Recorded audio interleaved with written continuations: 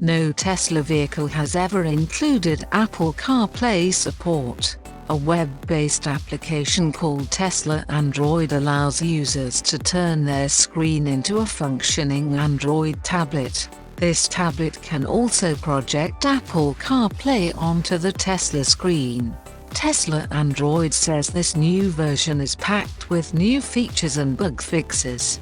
The CarPlay includes Apple Music and Apple Maps. Tesla Android even includes a few features that aren't available on traditional CarPlay, including lyrics on Apple Music.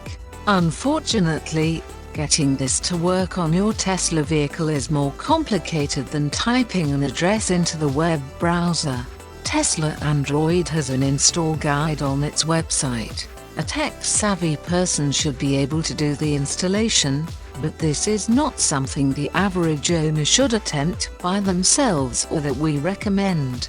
But if you've been craving Apple CarPlay in your Tesla vehicle, it's finally possible if you dare.